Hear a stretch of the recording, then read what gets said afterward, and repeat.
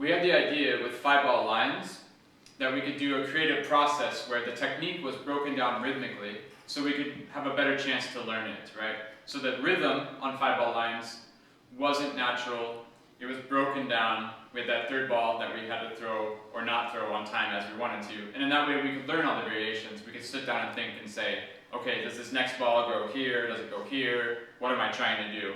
And that way I could learn it much faster instead of having to have all the objects in the air in a certain faster rhythm, and then I don't have time to think and I have to do all the planning beforehand.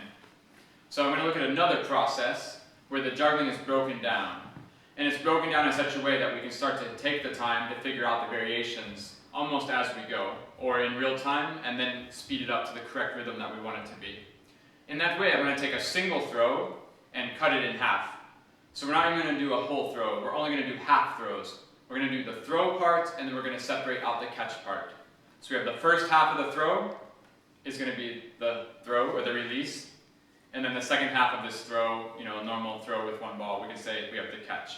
We're going to look at those two things separately. And that way we do have a lot of time to understand all the variations and what else we want to try to do. So that's one part of this. The other part of this is, as everything, it's a process. It's a process of how to create something. So sure, you can learn how to do these tricks, like with the 5-ball lines, like with the Laban notation throws, and all these other things we've been doing. You can learn those tricks if you want to, but the point isn't exactly to learn those tricks. The point is the process or the journey of how we get there. Because in that way you can make your own tricks with whatever concepts you want. So now we're separating throws in half, which is something you can do if you want to, but I think this applies to many more ideas than just separating throws in half. It's a way to work through ideas and to work through concepts. And finally what we're going to do is, we're going to see how these ideas expand to more than one person. So I've been talking a lot about that I have these concepts and ideas, and it's not just limited to these concepts and ideas, it's for whatever you want them to be. Again, I always say, clubs, balls, rings, cigar boxes, Diablos, devil sticks, club passing, for example, more than one person. So let's see what happens when we start to have more than 2 hands, for example, because hands are what we traditionally use as the manipulation, points of manipulation. And so, hopefully, in this process, you can start to understand, at least in a very little way, of how these ideas can be applied to more than one person into other areas of your life if that's what you're interested in. So, this exercise we're going to do involves 3 people. And so if I can have 3 people come up here, I'll introduce what the basic pattern is, and then we can start to see what's the possibility of all the changes. So what we're going to do is, the person in the middle is going to do all the throws, that half of the technique, and the people on the outside are going to do all the catches. And that way we're separating this technique out, and the throws, and then we have the catches. And this way I'm going to start to say we have this juggler in the middle. There's the juggler who's going to be doing all the juggling in one way, all the throwing, and we have the 2 people on the outside helping him out to juggle. So we have the juggler and we have the helpers, we can say, for language, just for now, conceptually, to get through the explanation. But for now, if you'll take all of your hands and just put them out straight like this, so you see we have 6 places here. And of these 6 spots, we're going to fill them with a pattern, a basic pattern, and that pattern won't change. So we're going to build a base pattern, and on top of that base pattern, we're going to start to put layers of change, as we've done before with other things, right? So I'm going to start to define a pathway of an object, and again, for now, we're going to start with a ball. We're going to start with one ball, like we always do. We start simply, so it's not complicated. We can understand what's happening almost straight away. The technique is very low. It's one, and it's a ball, so no problem there. So what I want to do is, I want to start to define the path of one ball, and then we don't change that. And then we can start to add in more objects into the system. And again, at every step of the way, we can make different choices. We could have 2 people, we could have 4 people, etc. We could have 2 people, or we could have 3 people with 1 less hand, for example. It doesn't matter. But for now, we're going to say we have 6 hands, and we're going to start with 1 ball. I'm going to define a pathway of the ball. But again, that pathway could change to whatever we want it to be. But for now, we're going to do like this. We're going to say that the juggler in the middle, the left hand, is always going to throw across to the farthest hand that's on the outside, right? And then once the ball is there, you're going to give the ball to that hand, and you're going to give it to this hand here. And again, the right hand is going to throw the ball across to the farthest hand on the outside. That's how we're going to choose to define it for now. And then you're going to give, and then you're going to give. And you can just do that again. So you do the throw to the farthest hand on the outside, give, same thing, Yeah. So it's pretty easy. You can see the technique is nothing really. And now, while it's easy, I just want to point out one thing. Again, these seem really stupid and obvious, but while we're here, we have the chance. Let's take the time. So just notice that the path is, you're going to throw to the outside, and then you're going to give it, and you're going to give it. And I know, trust me, I know this, I believe you, that you could do this if you wanted to. You could go, you could throw to the outside, and I understand that you could just give it, right? I get it. But don't. Okay, it's really important that we establish this path, and then we stick to the rhythm. We keep it consistent, okay? So I totally get it, that technically, we don't need to do all this stuff. But, you know, technically, you don't need the other two people to help you, okay? So I get it, but don't forget, and it's really silly to say this now, but when we're in the middle of the pattern and all the changes with more objects, it's hard to remember to do that. Sometimes it's very easy for you to cheat rhythmically. It's much faster just to skip over the second handoff, right? You can just get it there out of the way if you're panicking, but don't. Really take that extra time, because it's important later on, and we'll find out why. So, again, just do the one ball pattern. We have all the way to the farthest outside hand, and then you give it. Cool. So now, let's just go ahead and add in the 3 balls. Let me just say for now that we have 6 hands, and we have 3 balls. So let's just notice one thing. If we should take a ball and let's say put it somewhere else, we have 1 ball in each hand and we have 3 empty hands. And we are okay like this. So there's absolutely no reason for anybody to panic, right? Because there's nothing forcing us to throw at this point. Just to notice that the rhythm again on this pattern, like I said before, like the 5 ball lines, the rhythm on this pattern is it's broken. There's no reason for us to juggle unless we force ourselves to, unless we force some sort of rhythm out of it. There's no natural rhythm. Again, with 3 balls on your own, you would have this ball coming down, so you have to throw that ball. But now you don't. You have no reason to throw other than that you want to. So let's take our start again. And so it means we can go really slow, right? At least to start off with. So go ahead and throw the first ball, right? And you can give, and then throw the next ball, and now there's a place for the ball to go. Go for it, yeah. Exactly. So whenever you get to this point, and you say, okay, I've stopped, and you can't go any further because that hand has a ball in it, then you have to make room for him, so throw the ball, and then you can place, and then you keep going, yep, and there's no place for you, exactly. Great.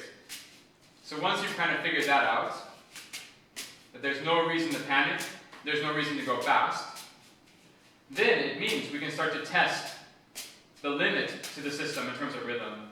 So you're the one in the middle, you're the one who's controlling the speed of everything, because they can't give to you until your hands are empty, right? So it's just up to you. So at this point you can start to say, okay, maybe you start off slowly like you had there because it was working.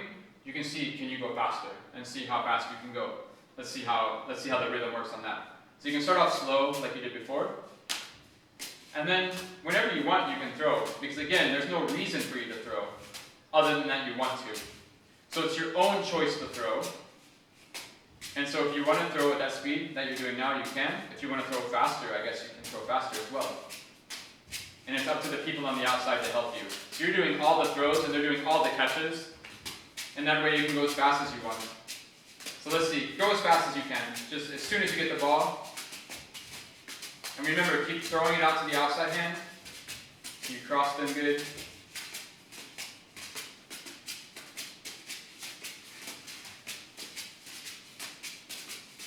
And you'll see there is some sort of natural rhythm to the whole system. That it does regulate itself. Because the rule can be that if there's an empty hand, you fill it. So as soon as there's an empty hand, you fill it. And you see there's a relationship between the balls now, and we have a 3-ball cascade. And you can hear the rhythm is consistent. Great. So that's our basic pattern. It's perfect. For now, we leave it like that. We don't change any of the basic ideas. So the concept is the same. The pattern of where the balls go to which hands and which techniques are used, we'll keep that the same for now. Except, we're going to change one thing at a time, and we're going to start to build up these layers of change in concept. So, let's do the first change. The first idea is, on top of this basic pattern, with the basic pattern we have here now, the only thing I want to change is the type of throw that you do. Because we're separating again, I mean, language is hard to talk about this because normally we say a throw. A throw is this. Well, there's also a catch. I'm trying to say we're splitting this down the middle, right? So we have the first part of the throw. We can say the release. I don't know. We don't really talk like that with juggling, but for now, on the release, and then we also have the second part is the catch. So the release, we can change the type of release, the type of throw. We can change the type of technique that you use to get rid of the ball from your hand. For example, you have different techniques in all of your juggling all the time. You have an under the arm, you have an under the leg, you have these body throws.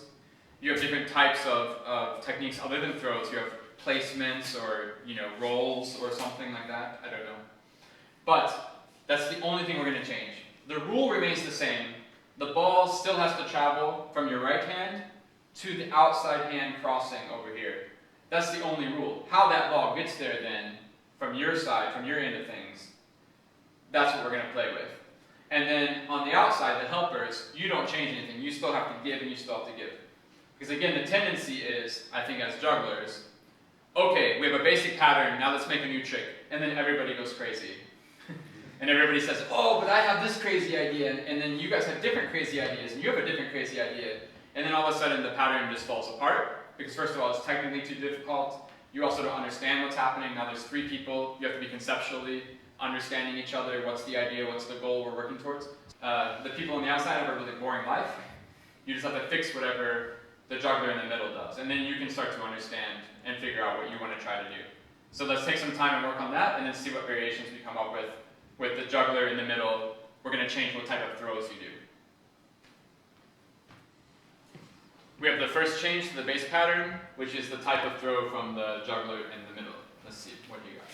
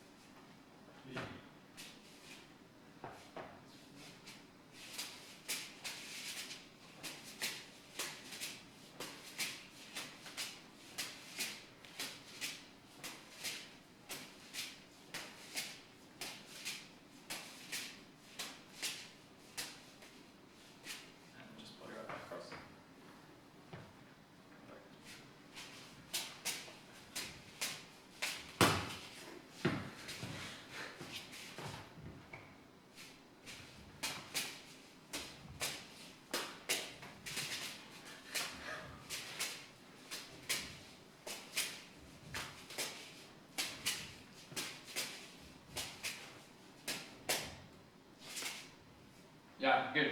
I mean, the first one we have one of the most simple, obvious things to do, right? Under the leg, everyone under the leg. It's great. Obviously, it's really easy to do, much easier than if you were alone. And then we have the placements, of course, which changes the rhythm. But still, when you do the placements, you see the global rhythm is still related to each other. Like all the objects are still in some sort of pattern, in some sort of relationship that's consistent. And then finally, you have the body wrap back cross thing where, again, technically, of course, it's much easier because you're just doing half of the work in terms of the throws and you're doing all the catches on the outside. But you can also go slower, whatever rhythm you need to go to make that trick work for your body. Again, if you're doing it alone, besides having to do the catches, you have to go much faster, I think, to do the rhythm, because you have to move your arms a very long way to get all those throws out. And now, of course, the rhythm can be slower than normal, which is great. So, let's go back to the base pattern. So we don't build on this, okay? We're going to go backwards a step, just to the base pattern. And so for now, we have the juggler in the middle. You're going to have the boring part. So you're just going to do the standard normal throws. And now we have the people on the outside, the helpers. You can start to change how you give the ball. So for example, if I can be you for a second. So normally, I'm going to give the ball and then give the ball. So for example, there's some really obvious ways to start playing around with this. First of all, you have 2 parts that you can play around with. You have the first give, and then you have the second give. And on the second one, it's really obvious. First of all, I could reach around on the inside there, so I could start to give there. Or I could reach around the other way and give there, for example. So I could do the long wrap around. And also, so there's a lot of different ways you can start to give the ball. And also then you have this giving to yourself, which you can play with. So for example, I could give around your neck and then give to your hand. I could give around my neck and give to your hand, or whatever I want to do, right? Or I could also I could give to that hand there and then put it there. Or I could give around this arm and then do the long wrap, for example. There's some combinations you can do that are related to each other that are also maybe quite nice. So let's take some time to work on that. The juggler in the middle, you just do the standard normal throws that go all the way, again, of course, crossing to the outside hands. And then you guys, the helpers on the end, start to play around with how can you give the ball. And maybe at first you can start to think about that you guys just play around on your own and start to see, okay, I have this thing that I like, and then you can talk to each other and start to see, is there some sort of combination? It's the same thing with you. You had an asymmetrical combination from the first variation. You had the back cross body wrap. So both of your arms are doing different jobs.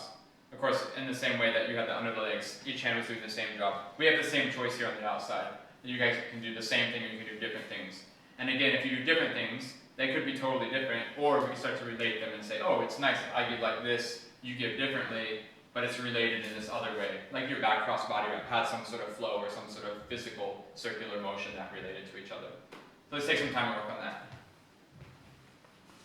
So now we'll look at the variations for the second change, which was the type of technique you can use to give the ball, which actually, of course, is the catch. So first we had the variation of the throw, and now we're going to look at the variations of the catch.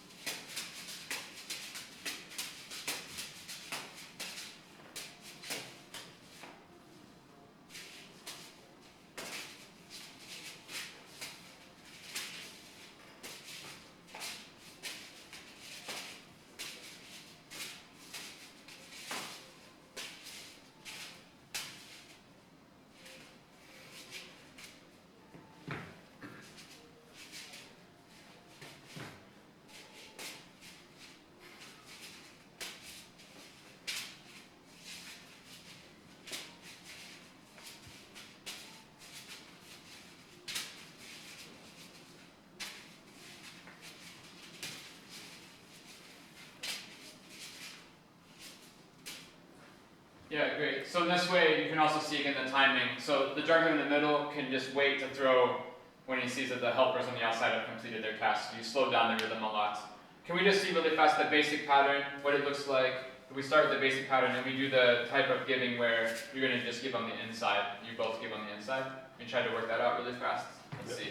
You just start off slow and then you can try to go at a faster speed.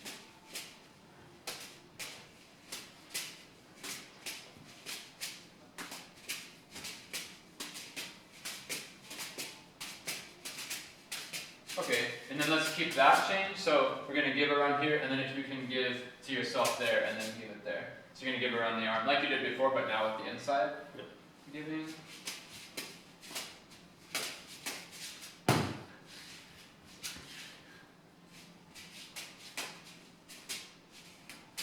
So after you give on the inside, give there, yeah, keep giving it. Cool. So we're just going to combine those two that you did before.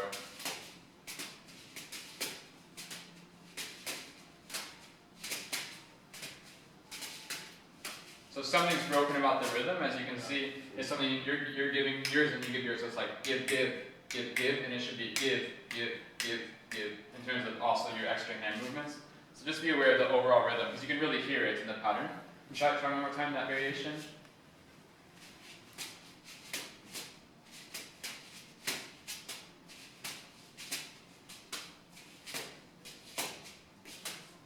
And throw, and throw, and throw, and throw, and throw, and throw, and throw. There it goes. Okay, and then let's go back to the basic pattern and just see if you guys can do, let's see if you can do all the way around giving. Maybe just try that just without the pattern for a second. Just try to reach around. Yeah, there you go. And then on that side. Yeah. All right. Just go slow. See if you can do that on either side.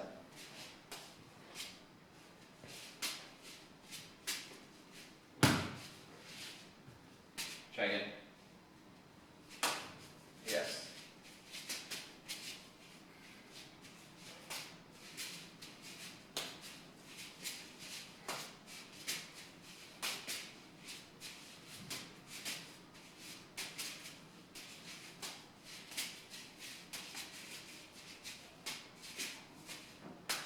So let him throw the ball before you put your arm around. It's almost hitting.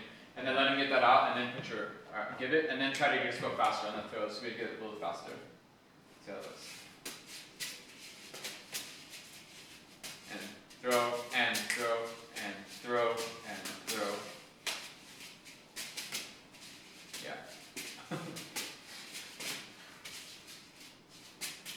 Okay, cool. So let's try to do the third change, which is basically what we're going to try to do is just combine those first two. So we're going to try to pick one of your favorite types of throws, and we're going to pick, you guys can pick maybe one of your favorite types of how you were giving. We're just going to do a combination of the first two. Again, instead of starting off and saying, okay, we have this base pattern, and now we're just going to change, like, just do a new trick, just whatever you want to do. We broke it down. First, we looked at the types of throws you could do. Now we looked at the ways you could give the ball, or the catches, basically. And so let's just combine those. Then you can combine, again, pick one of your favorite ones, pick your favorite ones, and see if those go together. And then you can also start to see if there's some sort of relationship between the two conceptually. For example, if you had some sort of under the leg throw, and you guys had some sort of under the leg catching stuff going on, then you could combine those, and it's a whole under the leg thing going on. But, or in some other way related, right? So physically, or conceptually. Let's look at those, a combination of the first two changes we made. So let's see the results of combining the different sorts of throws with the different types of catches.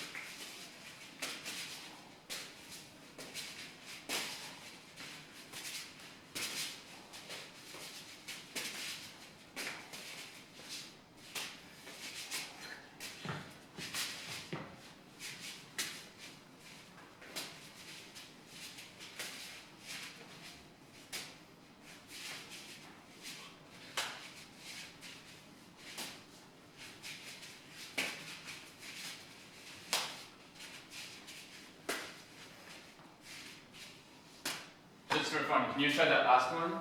And instead of you doing the throws behind the neck, can you just do the throws behind the head, just to see, to make that even more related? Because the second one you showed was really nice, how you had the two techniques where the point where you had to get the ball over here and you had the placement on the chest, those were really related in terms of what was happening. I would be curious to see if you could change the throw, yeah, something like that. Just to see if it has any sort of sense. No. Wait, would I? So you'll do throw after the? I'd throw before you cross. Yeah. So I go like throw here and then. No. So I do this. No, you cross. With this or this one? Yeah. Throw and take. Yeah, that's cool. Go. Switch. Throw. Take.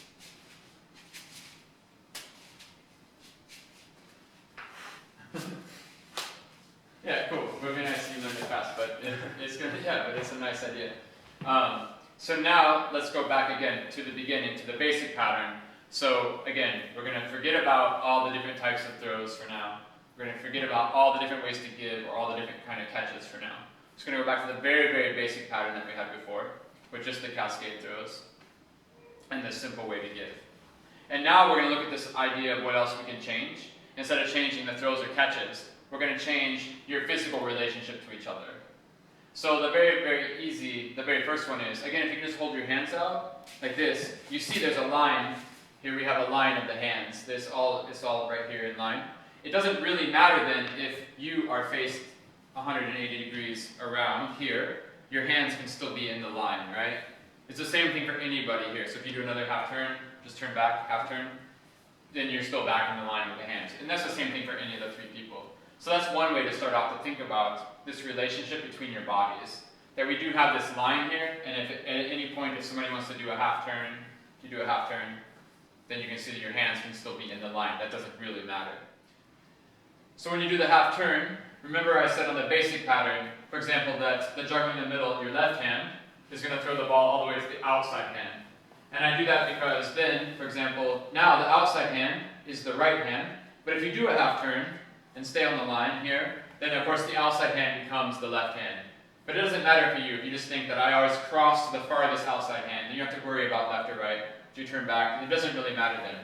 So now, I would suggest as a place to start, we're going to work on the relationship between the bodies, how you can change that. So we have this idea of the line. I think it's a really obvious, good first place to start, and anybody can change at any moment. You have to start to work out, how does this half turn fit inside the rhythm? How does it fit inside the technique so I don't ruin the pattern, and we can keep it going in the way it should. And also again with the relationship between the balls, that you keep a consistent sort of pattern and beat and rhythm there. And also, once you've looked at this idea of this line and these half turns of which way you're facing, another really good place to start to think about how I can change the relationship between the three bodies is the different levels. So right now everybody's standing up, they're all standing at the same height, but one of the most obvious things to change then is that you're going to stand higher or you're going to be lower than somebody else, and start to see how does that affect the change of the technique. Again, we're going to keep the same basic pattern. You're going to do the same throws that you normally do. You're going to give him the balls the same way that you normally do. But of course, maybe if you're higher or lower, you have to start to work out a solution of how those things can happen more easily, or to be in better rhythm or something like that. So start off with this idea, figure out how you can do these half turns on this line, and then after that, maybe make some variations about the height changes. And if you have any other ideas then about how the bodies can relate to each other in different ways, then we can look at those variations as well. So this is the results we worked on, you guys worked on, for the idea of keeping the basic pattern the same, but changing the relationship of the bodies to each other.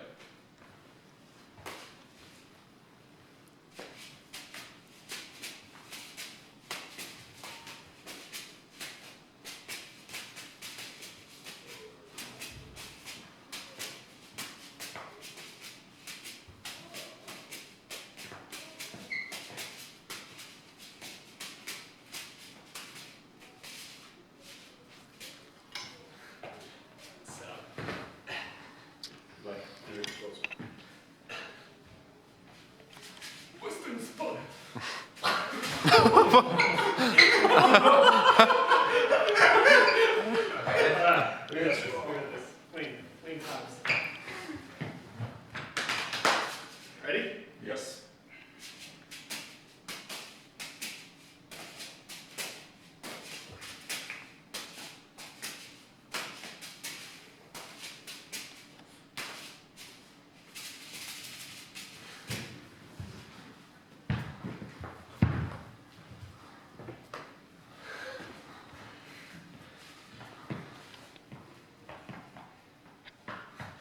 You can leave, man.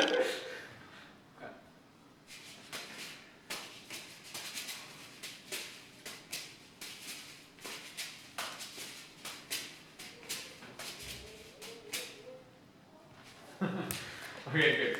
So for us, yeah, you had this idea of the half turns, then we did the level change, high and low, and then, yeah, nice relationship at the end, so you guys are counterbalancing, pulling out from the center person. It's kind of funny.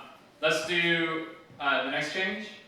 And so that change is going to keep the pattern the same, base pattern the same. So we have the juggler in the middle, the two helpers on the outside.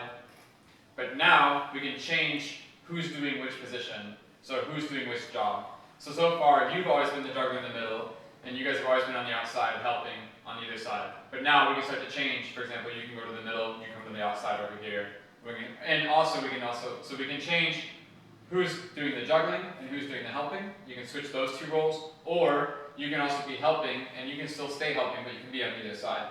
You could switch sides then, and you could also switch with who's in the middle. And to do this, it's the same thing as the half turns. There's no right or wrong way for now. All you have to do is start to figure out how it can stay inside the pattern and inside the rhythm. And in terms of there being a right or wrong way, starting to say which hand throws to which other hand on which beat, we don't have to care for now. We can just start to see how is it possible, can we just change in the middle, and then try to work out from there. Because the basic pattern is really easy to understand. You always have the hand that's on the left hand of the juggler always going to the outside on crossing, right? And the right hand of the juggler in the middle always crossing to the other side with the hand on the outside. So in terms of who ends up where and when, and the exact throws and the exact timing of when does this ball get thrown there and when and all this, we don't have to really care so much. We just have to keep the form of the pattern the same and try to understand the shape and the rhythm and see if we can just fit it inside of that. So for now, we're going to look at the change of the switching the roles between who's doing the juggling, who's doing the helping, and also where you're helping from, if you're on this side or the other side. And just to keep note, we only did a combination of the first two changes. We only combined the throws and the catches. It means that we could also, at this point, we could have combined a different throw, a different catch, a different relationship between the bodies, a different level change, etc. You can see that pretty soon, pretty quickly, the tricks could get quite complicated. Because already from the two combinations we had, the combination of the two elements of just the throws and the catches, we had some pretty complicated juggling already from those two very simple changes. And if we add into that the level change, or the different relationships, or the half turns, suddenly we have a really, a very complicated trick kind of out of nowhere quite quickly. Because we started with something really simple that was quite nothing, and now all of a sudden we have a very complicated choreography. But let's look at this next change of switching the roles around and the placing of where you guys are. Okay, let's look at this change to the basic pattern of switching the role of who's being a helper and who's being a juggler.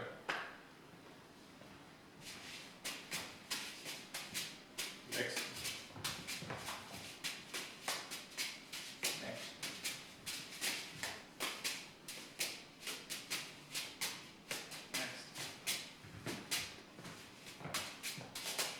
Next.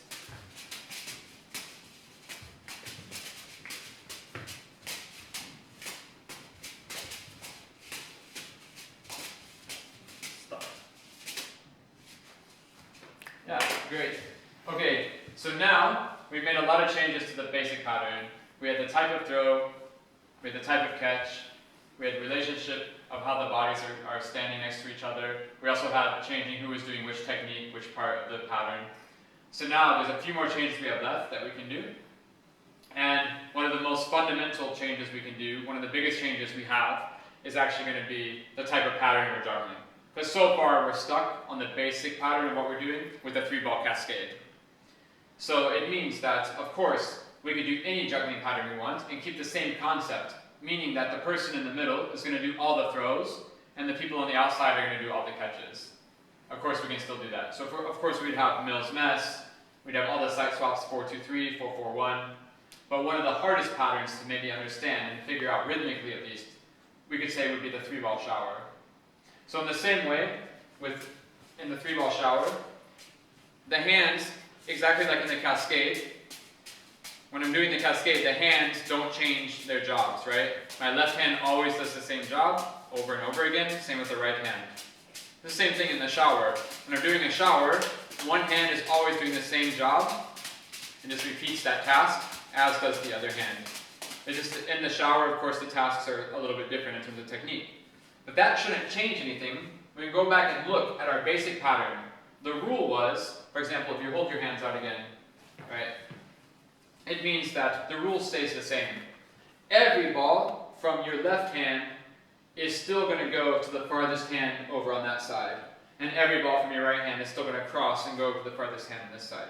It means then, for example, in the 3-ball shower, if you just juggle a 3-ball shower on your own, just do it on your own, it means that your left hand is throwing up, you can stop, that hand is still going to throw all the balls up, all the way over to that hand. Same thing with your right hand. Even though your right hand is doing this side swap 1 across to this hand, that side swap 1 has to go all the way across over to this hand. And the same thing for you guys on the outside. Before, like I said, I know it's very easy to get the ball on the outside and not give it to yourself before giving it. You could just give it. But for now, let's keep that. And you say, again, basic pattern is the same. Once I get the ball in my outside hand, I give it, and then I give it to the hand where I normally give it to. It's just that we've changed the basic pattern. And in this way, we've really changed the rhythm, of course. Because there's a really particular relationship of the rhythm in a 3-ball shower. If you do a 3-ball shower again, we have a really particular relationship of the rhythm of all 3 objects that make that pattern happen when you do it on your own. And what we should try to do is accomplish that same sort of rhythm when we do it with all 3 of us.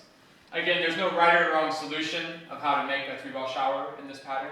There's a lot of different ways to do it, but let's see what happens. You can make up your own solution and see how it works. What we're really concerned with now is the rhythm, and especially then, of course, the technique of how to get that one from this hand that's only just going straight across to your hand all the way over to here, and then getting it back there on time. How's that going to happen? Because of course the other throw, the other half of the shower, is just the exact same cascade throw we've been doing. So let's check that out. Now we're going to look at the change of the basic pattern from the cascade, and we're going to start with the shower. Let's see the shower, 3-ball shower.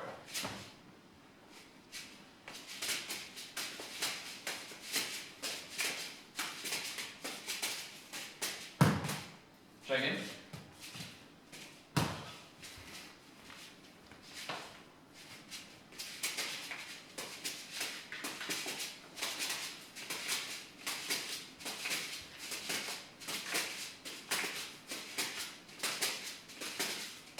Okay, and let's see, you guys had 4, 2, 3.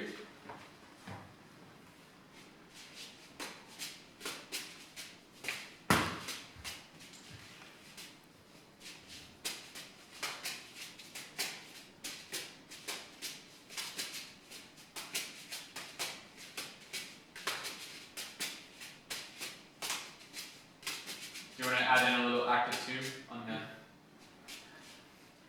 4, 2, 3? Yeah. We can try. So I'll just do this. No, I'll just take it. Okay, cool. Okay.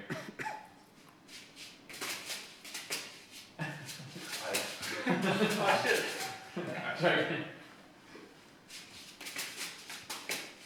No, shit, my bad.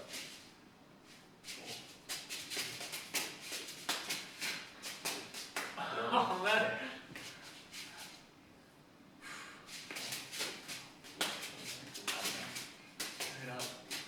Fuck me. Okay, we were talking about changing the basic pattern. And so for now, we were literally changing kind of different shapes, right? We went from the cascade to the shower, 4, 2, 3, whatever different side swaps. 4, 4, 1 obviously is a hard one. Because in 4, 4, 1 you have, of course, the change of the shape of the pattern, but also you have those ones, which is a problem in the shower as well. Those were hard to get the rhythm and the overall timing that was related to everything to keep the pattern as it should be intact. But now let's look at, we can go back and look at the basic pattern in another way. So we had the cascade, we can just look at a crossed arm cascade. In this way, if you do a crossed arm cascade, there's a couple different versions. So in the first version, if you cross your arms, you can still keep this idea that the hand on this side then is throwing all the way to that hand on the outside, and this hand is crossing back. Of course, when you cross your arms, that means you're doing these backwards throws, instead of doing these backwards types of throws, instead of throwing across. And then in that way, we think that conceptually, we have these 6 places of the hands, so there's like the 6 places, and these places here, doesn't matter left or right, they're just conceptually places to be filled with your hands. And those places, this place here, this imaginary place, throws all the time all the way over there, in that way.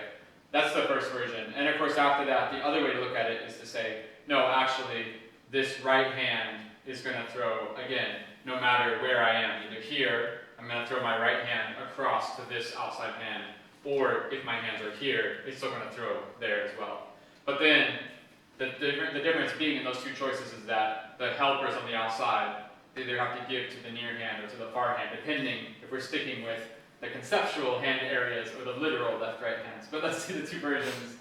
So which one are you going to do first? The backwards. Right, okay, so we're sticking with this idea that this zone area here in the pattern is going to always go there, no matter if it's the left or right hand.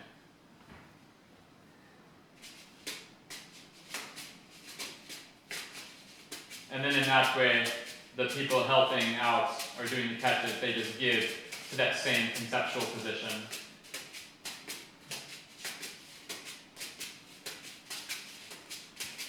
Okay, but let's look at the other way, which means that, again, in the uncrossed version, we have that we can say your right hand is always throwing across over to this side, to the outside hand.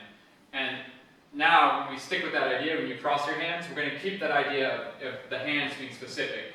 So it's not a conceptual zone, it's actually the right hand that has to throw over there. But that means as well, when you're uncrossed, that Alexi is always going to give to the left hand, but now when you're crossed, he still has to give across to the left hand. So we're sticking with the hands and not the zones.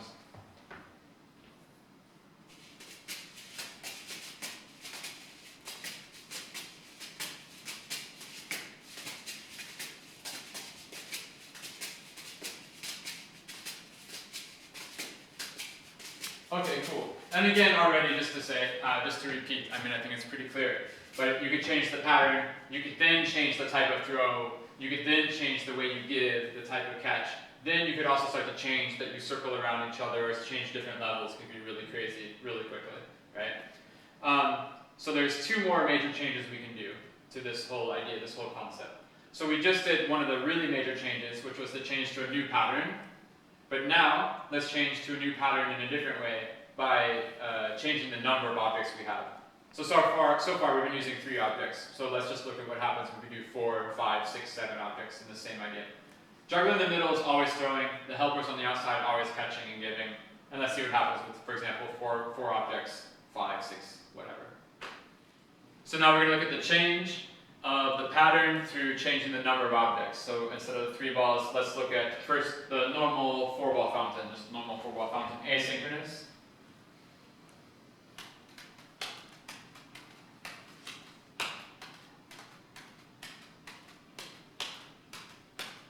Great, and then the synchronous 4-ball fountain.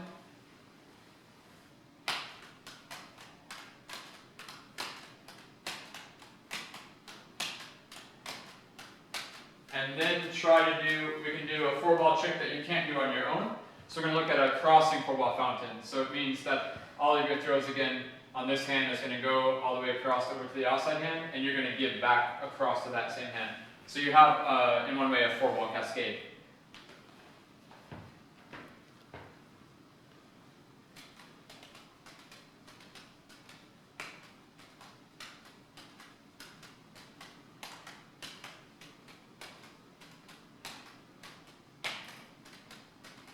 Great, so let's see 5 balls, 5-ball basic cascade pattern.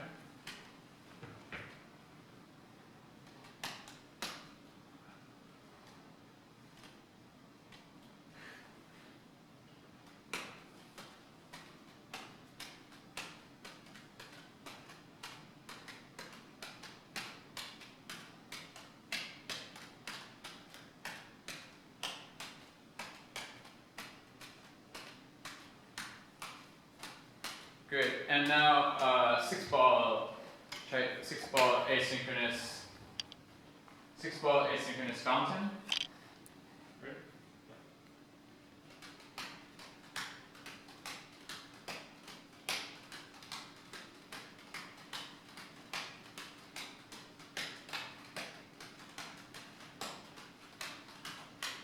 Nice, and you can see now in these patterns here, it's really important to have that extra time of catching the ball here and giving it and giving it.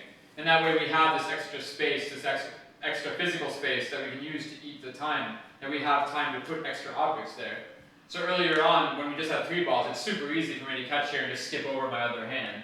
But now it's really useful, right? Like you have to have another ball, because you have another ball coming in, so I need a place to put it before that hand is empty. So now it's really important that we have these extra spaces. That's why it becomes important here now. Can you try to do 6-ball synchronous fountain? See what that looks like? So we had asynchronous before, now we have a synchronous fountain. 6 balls.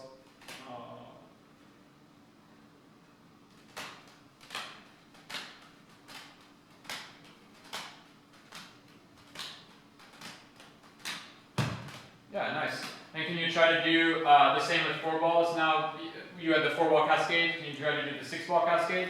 So we have a 6-ball asynchronous fountain that's crossing.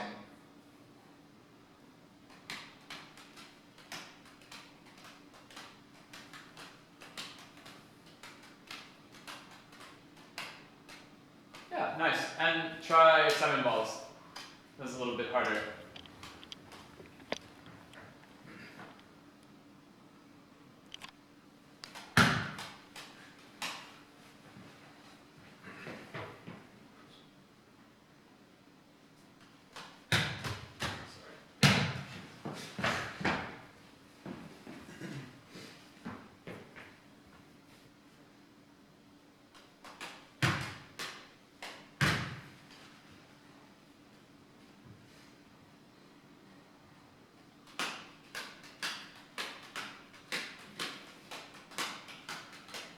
Yeah, great. Looks really nice. Cool. So, we have one last big change we can do to this basic concept.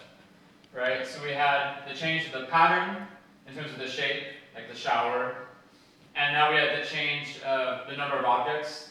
So do you know what might be the last big change? Type of objects. Yeah, the type of object, exactly. So now we can start to change from, for example, balls to clubs. When we change to clubs, we have some different ideas using this idea of rhythm, and we can look at that now. So when we change from balls to clubs, we have a couple different things we can work with. One of the things is going to be the rhythm, and another thing is we're going to work with the physical shape of this. So for example, if we go back to our standard path of just one object, you have the, let's take a 3-club cascade, right? We had a 3-ball cascade, we took a simple 3-club cascade with single spin. It means you're going to do a single spin to this outside hand. Go ahead and do that. And now, he has a choice physically of how to relate to the object when he's going to give it back to you. So of course, he could go like here, and then here, and give it back to you. But in this way, we also have a rhythmic idea. It means that when I catch the club out here, I can do a half flip and a half flip back. So I have this technique. Again, I turn my hand over, I'm going to get the fat end, and then I turn my hand over, and it's the handle under his hand. And in that way, we have a half flip and then a half flip. So it means a half flip.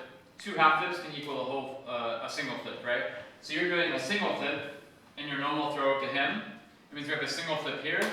It's the same as 2 half flips. So we have this rhythmic idea that a single flip is the same timing as 2 half flips. Or if you do a 1.5, they come to the same, right? Or if you do a 4, they come out the same. So 2 spins equals 4 half flips. And then that way we can do the technique of this pattern, and we can be in rhythm and in time. Because again, it's all about the rhythm of the objects in relationship to each other that's going to make the pattern the cascade.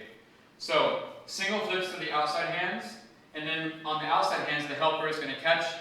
Again, turn the hand over, do half flip, and then half flip. Let's just look at the path of 1 club for now.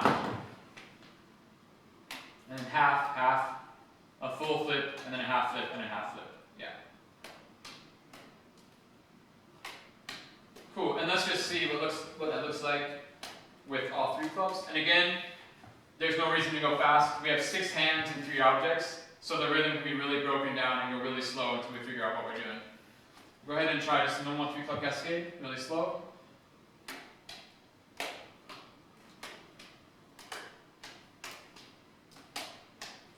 And when you start to feel comfortable, you can go as fast as you want. And you can really see the rhythm working out when it's in rhythm, when it's in time. Those 2 half flips equal a full flip, and everything is right on beat. Try again. One more time.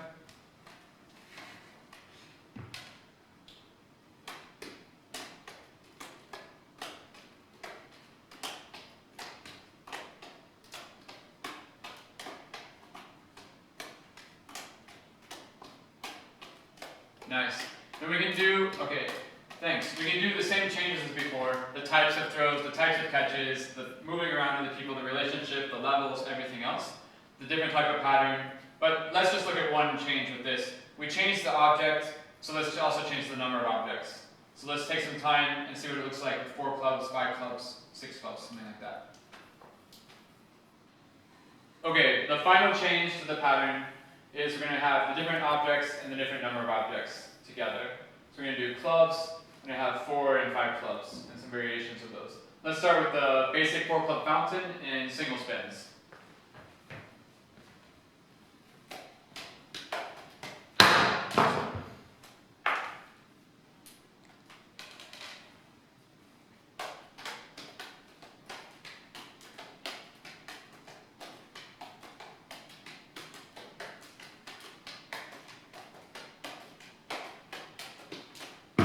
Okay, and now try the crossing fountain, or this kind of idea of a 4-object cascade.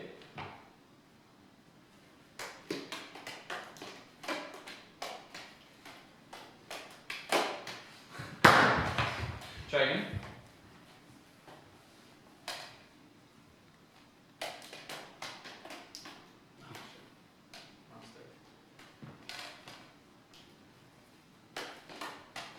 You can start slower. You're starting in a 5-club rhythm, and it's really just slow. It's 4-object fountain. And we have 6 hands, so you can go really slow at the start, right? So you can throw one, throw the next, and then it's up to you.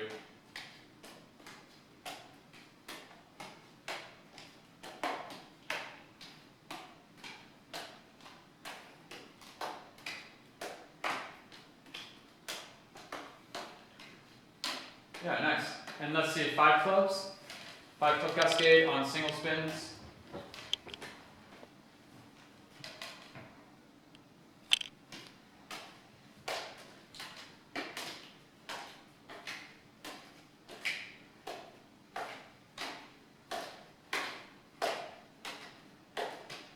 Great, and let's see 5 club cascade on double spins.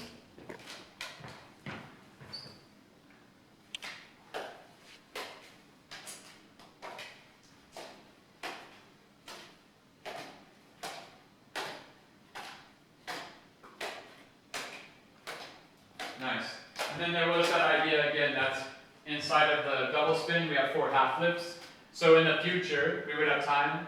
You could work on different ways that you could give, instead of giving a half flip and a half flip, you have 4 beats of time to fill with half flips, right? So we do 1, 2, 3, 4, for example. And of course, then you can also start to change that up later on. You can do a single flip, and then do half flip, and then a half flip back, something like that.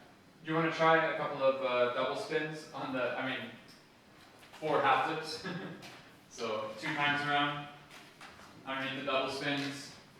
Starting with 2. You can start, yeah, just do the double spin cascade, and then try to add in extra beats of time when you want.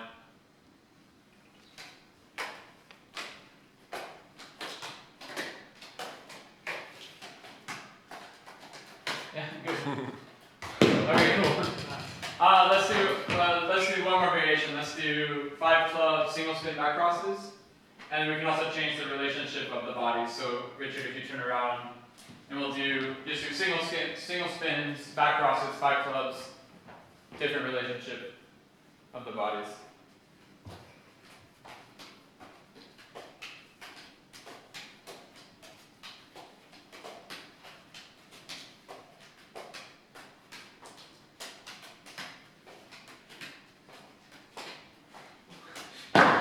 Cool. So again, obviously from here there's a million variations that we didn't do. You can do anything you want, change the object to anything, start to mix objects together in the same pattern. You have all the possibilities of the variations of the techniques there. But again, we didn't just walk in and say, okay, let's make a 3-person trick today. You stand this way, we stand this way, single spin, 5 club back crosses, right? And another nice thing about making a trick where you're not lost and having a system to work on is you don't just make one trick, you make like a million tricks, right? So today you already have a million different tricks that you made in a really short time. Again, maybe it's not your favorite trick you've ever made, but it was easy to make. And if you like it, you can practice it, work on it later, make more variations. So you're not just working on a single trick, you're working on a system and a concept, and you're really clear what the parts are of all the different parts you can change. You make a small change, and make another small change, and then add those 2 changes together, and you get a pretty complex pattern straight away. We only ever combined really 2 concepts together with all of this. And we did about 8 different changes, 7 or 8 changes. It means that if you put all those changes on top of each other, you have a pretty crazy trick, right? And it's really clear, again, that trick isn't maybe easy to do, or easy to think about or understand in terms of the complexity, but the pathway to get to that trick is really straightforward. I think using the system of having a concept, understanding what I'm doing, and working systematically.